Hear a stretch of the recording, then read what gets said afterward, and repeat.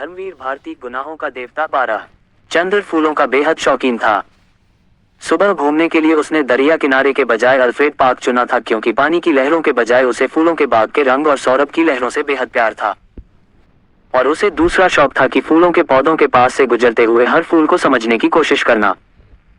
अपनी नाजुक टहनियों पर हंसते मुस्कुराते हुए ये फूल जैसे अपने रंगों की बोली में आदमी से जिंदगी का जाने कौन सा राज कहना चाहते हैं। और ऐसा लगता है कि जैसे हर फूल के पास अपना व्यक्तिगत संदेश है, जिसे वह अपने दिल की पाखुरियों में आहिस्ते से सहेज कर रखे हुए हैं कि कोई सुनने वाला मिले और वह अपनी दास्तां कह जाए। पौधे की ऊपरी फुंगी पर मुस्कुराता हुआ आसमान की तरफ मुंह किए हुए ये गुलाब, जो रात भर सितारों की मुस्कुराहट चुपचाप पीता रहा है, यह अपने मोतियों पाखुरियों के होठों जाने क्यों खिलखिलाता ही जा रहा है। जाने इसे कौन सा रहस्य मिल गया है। और वह एक नीचे वाली टहनी में आधा झुका हुआ गुलाब, झुकी हुई पलकों सी पाखुरियां और दोहरे मखमली तार सी उसकी डंडी, ये गुलाब जाने क्यों उदास है।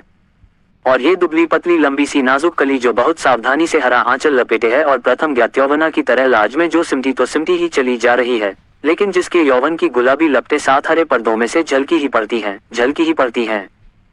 और फारस के शाहजादे जैसा शान से खिला हुआ पीला गुलाब, उस पीले गुलाब के पास आकर चंद्र रुक गया और झुककर देखने लगा। कार्तिक पूनों के चांद से झरने वाले अमृत को पीने के लिए व्याकुल किसी सुकुमार भावुक परी की फैली हुई अंजलि के बराबर बड़ा सा वह फूल जैसे रोशनी बिखेर रहा था।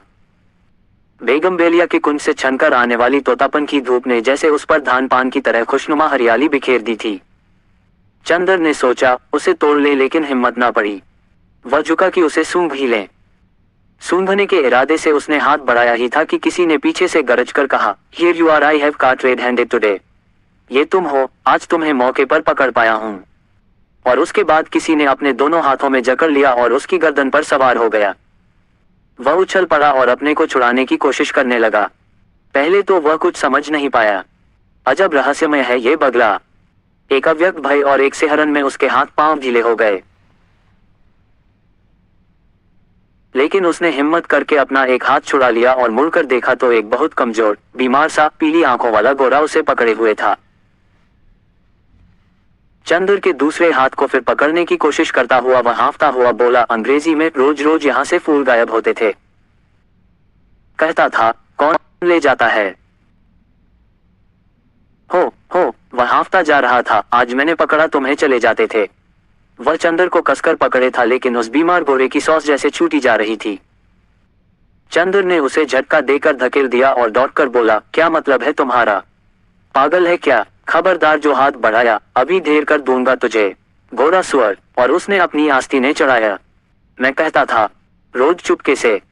वह धक्के से गिर गया था, धूल झाड़ते उठ बैठा और बड़ी ही रोनी आवाज में बोला, कितना जुल्म है, कितना जुल्म है। मेरे फूल भी तुम चुरा ले गए और मुझे इतना हक भी नहीं कि तुम्हें धमकाऊं। अब तुम मुझसे लड़ोगे। तुम जवान हो, मैं बूढ़ा हूं। हाय रे मैं। और सचमुच वह जैसे रोने लगा हो। चंद्र ने उसका रोना देखा और उसका सारा गुस्सा हवा हो गया और हंसी रोककर बोला, गलतफहमी है जनाब, मैं बहुत दूर रहता हूं। मैं चिट्ठी लेकर मिस डिक्रूज से मिलने आया था। उद्धरण चिन्ह, धर्मवीर भारती गुनाहों का देवता 13। उसका रोना नहीं रुका। तुम बहाना बनाते हो और अगर मैं विश्वास नहीं करता तो तुम मारने की धमकी देते हो। अगर मैं कमजोर न होता तो तुम्हें पीस कर खा जाता और तुम्हारी खोपड़ी कुचलकर फेंक देता, जैसे तुमने मेरे फूल फेंके होंगे। फिर तुमने गाली दी, मैं उठाकर तुम्हें अभी नाले में फेंक दूंगा। अरे बाप रे, दौड़ो दौड़ो, मुझे मार डाला। पॉपी, टॉमी, अरे दोनों कुत्ते मर गए। उसने डर के मारे चीखना शुरू किया। क्या है बटी, क्यों चिल्ला रहे हो। बाथरूम के अंदर से किसी ने चिल्लाकर कहा। अरे मार डाला इसने, दौड़ो दौड़ो। झटके से बाथरूम का दरवाजा खुला। बेदित गाउन पहने हुए एक लड़की दौड़ती हुई आई और चंद्र को देखकर रुक गई। क्या है, उसने दौड़कर पूछा। कुछ नहीं, शायद पागल मालूम देता है। जबान संभाल कर बोलो, वह मेरा भाई है। ओह, कोई भी हो, मैं मिस डिक्रूज से मिलने आया था। मैंने आवाज दी तो कोई नहीं बोला। मैं बाग में घूमने लगा। इतने में इसने मेरी गर्दन पकड़ ली। ये बीमार और कमजोर है, वरना अभी गर्दन दबा देता।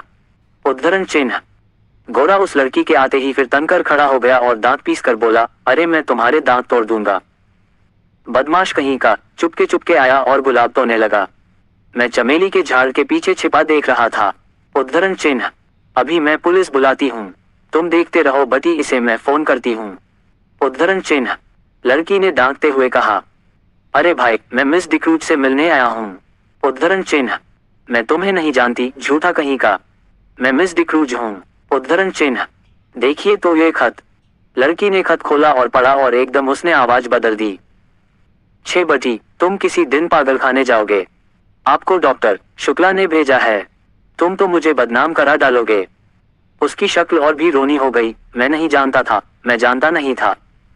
उसने और भी घबरा कर कहा, माफ कीजिएगा। लड़की ने बड़े मीठे स्वर में साफ हिंदुस्तानी में कहा, मेरे भाई का दिमाग जरा ठीक नहीं रहता जब से इनकी पत्नी की मौत हो गई।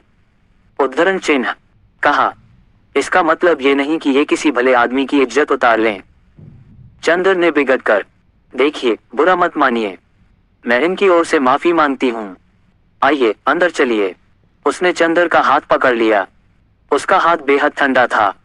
वह नहाकर आ रही थी। उसके हाथ के उस तुषार स्पर्श से चंद्र सिहर उठा और उसने हाथ झटक कर कहा, अफसोस, आपका हाथ तो बर्फ है। लड़की चौंक गई। वह सद्या स्नाता सहसा सचेत हो गई और बोली, अरे शैतान तुम्हें ले जाए बटी, तुम्हारे पीछे मैं बेदित गाउन में भाग आई। और बेदिंग गाउन के दोनों काला पकड़कर उसने अपनी खुली गर्दन ढकने का प्रयास किया और फिर अपनी पोशाक पर लज्जित होकर भागी।